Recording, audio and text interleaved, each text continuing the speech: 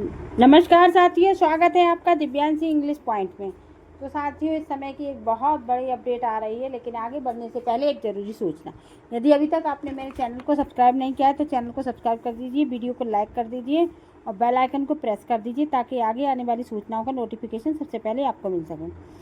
और अगर आप अभी तक आपने अपने दोस्तों के साथ शेयर नहीं किए तो उनको शेयर भी कर दीजिए ताकि उनको भी पता चल सके कि हमारे नए शिक्षा सेवा चयन बोर्ड में क्या चल रहा है।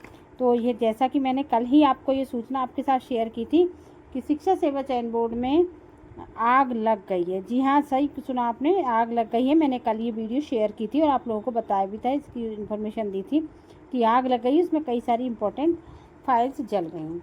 तो जहाँ तक मेरे को सुनने में आया, मुझे सूचना मिली है, तो बहुत सारे लोगों का कहना ये है कि हालांकि कोई ऑफिशियल जानकारी तो इसकी दे नहीं देगा कि बहुत सारी नियुक्तियाँ फर्जी हुई हैं। तो उन फर्जी नियुक्तियों को छुपाने के लिए ऐसा किया गया।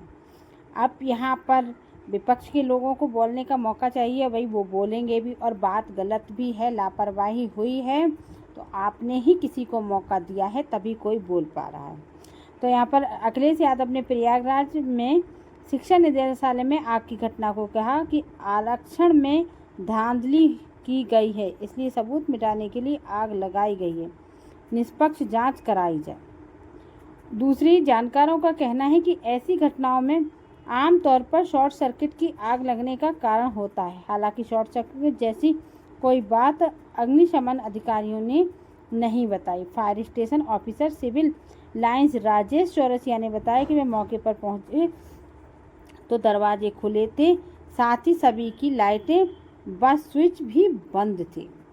अब लाइटें और स्विच बंद थे, उसके बाद आग लगी। तो कुछ कहीं से कहते नहीं है कि बिना आगे धुआं नहीं होता और बिना धुएं कोई बात नहीं बनाता। तो यही बात है कि कुछ ना कुछ तो ऐसा हुआ है। अब पता नहीं, कोई वेटिंग लिस्ट को लेकर कहीं ऐसा है कि इतने दिनों से 2016 की वेटिंग लिस्ट को लेकर कोर्ट का आदेश भी आ गया, फिर भी शिक्षा सेवा चयन बोर्ड वेटिंग लिस्ट के अभ्यर्थियों को नियुक्ति देने के लिए तैयार नहीं है, उनकी काउंसलिंग कराने को तैयार नहीं है। ऐसा क्यों है भाई?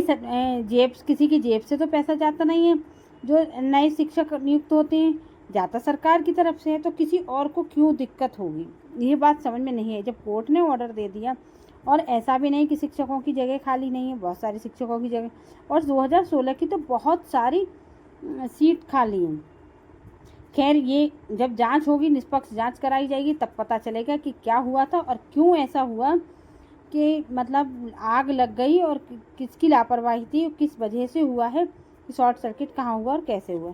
खैर, आगे आप बात कर लेते हैं अपनी परीक्षा को लेकर। तो आज आपको पता ही है, धरना हुआ था शिक्षा सेवा चयन बोर्ड पर। विक्की खान जी गए थे वहाँ पे। तो वहाँ पे ये बात हुई है कि परीक्षा आपकी नियत समय पर ही हो जाएगी, उसमें कोई भी दिक्कत नहीं है। वहाँ के सचिव ने, अध्यक्ष महोदया ने, सभी ने ये जानकारी दी कि परीक्षा कराने के लिए हम बिल्कुल तत्पर हैं। परीक्षा में किसी प्रकार की कोई हीला हवाली नहीं होगी, कोई देरी नहीं होगी, इसलिए किसी प्रकार के भ्रम में ना रहें। तो हमारी 99.9% परीक्षा अपने समय पर हो जाएगी। 1% उम्मीद ये की जा सकती है कि हट जाएगी।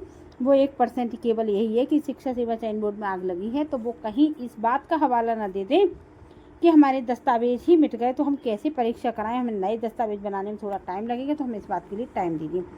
खैर, ये तो समय ही बताएगा। और उन्होंने ये भी कहा है कि आज, कल या परसों तक, मतलब 2-3 दिन में, आज तो हो ही गया, धरना हो ही गया था, तो कल या परसों में 2 दिन में वो इसका नोटिफिकेशन पूरा प्रॉपरली जारी कर देंगे, जैसे उन्होंने असिस्टेंट प्रोफेसर का किया था। तो उसकी पूरी जानकारी डिटेल में वो अपलोड कर देंगे कि आपका सेंटर कहाँ है और कहाँ नहीं है। मेरे ख्याल से 1-2 मई तक तो 100% आ जाएगा।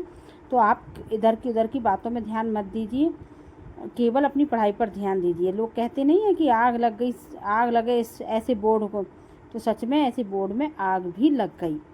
लेकिन हम लोग चाहेंगे थोड़ी ना आग लगे, क्योंकि नुकसान तो हमारा ही है, मेहनत हम लोगों की होती है। कितने सारे अभ्यर्थी वेटिंग में फंसे हुए हैं, तो वो तो बिल्कुल नहीं चाहेंगे ऐसा हो, चाहता तो कोई भी नहीं है। खैर, ये हमारा मुद्दा नहीं है। ये वीडियो अपने दोस्तों के साथ ज़रूर शेयर कर देना ताकि उनको पता चल सके जो तैयारी कर रहे हैं कि परीक्षा में कोई देरी नहीं है, परीक्षा आपके समय पर होगी। अगली वीडियो में मिलेंगे एक नई जानकारी के साथ, एक नई सूचना के साथ। तब तक के लिए नमस्कार।